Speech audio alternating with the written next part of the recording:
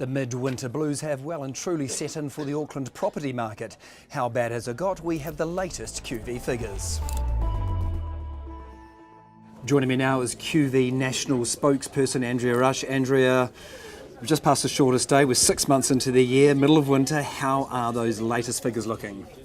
Yeah, well, the latest QV House Price Index figures are showing that nationwide values are still edging up 1.2% over the past quarter, but around 8% year on year, which is the slowest annual rate of growth since March 2015. All right, now how about here in Auckland? Last time we spoke, they had plateaued a little bit. Is that still holding true? That's right. Values in Auckland are remaining flat. They're holding steady at a 0.0% increase in the last 3 months. Right. And we've seen that, Tristram, that trend across the whole first 6 months of 2017. Values very flat there in the quarterly growth. Now annually they're up 7.2% year on year, and that's the slowest rate of annual growth since 2012. All right, and in fact I remember at the end of last year they were starting to flatten as well, so that's effectively 3 quarters of almost 0.0% growth. So that means prices in Auckland haven't increased in 9 months now. Well, that's right, but obviously we've got to break Auckland down. It's a big region, 540,000 homes across the super city. We're still seeing growth, rising prices in Rodney North and also in other parts of the city. They've dropped back in Auckland's central and south suburbs, and also in the east, a little bit in Manukau northwest and a little bit in Waitakere City. But these are just little drops back.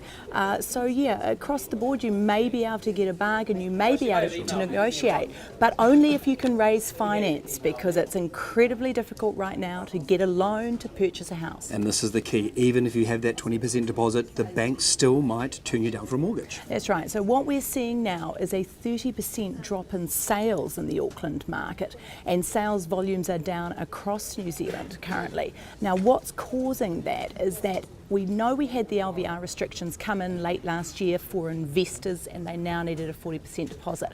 But coupled with that, the banks started making lending more strict. So in some ways the effect of those LVR restrictions is almost greater than intended? Yes, that's right. They were intended to impact on highly leveraged investors in the market. Now they have done that. The number of mortgages to investors has dropped back significantly, but it's also dropped back to other buyers in the market. If we touch on the rest of the country quickly, what are you seeing from the other main centres? Yes, well, interestingly, the Hamilton and Tauranga markets now starting to rise again after dropping back earlier in the year, just not as fast as they were, but relatively buoyant. If you go south to Wellington, the capital's still seeing house price growth across the quarter, but at a slower rate, and the market there really starting to ease back considerably on what it was. Okay.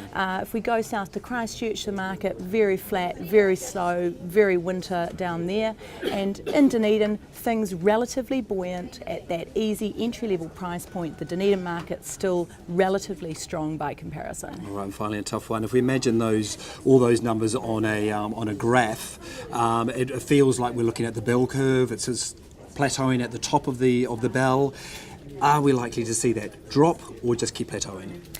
Well, what we've got to remember is we've got an interesting time. We've got the election coming up, and traditionally ahead of an election, the housing market does slow. There's uncertainty in the market. So coupled with that is this tighter lending criteria is slowing everything down, including building activity now. So we won't really know what's going to happen in the market until after the election, until spring comes, and we can see how it's going to come out in the wash.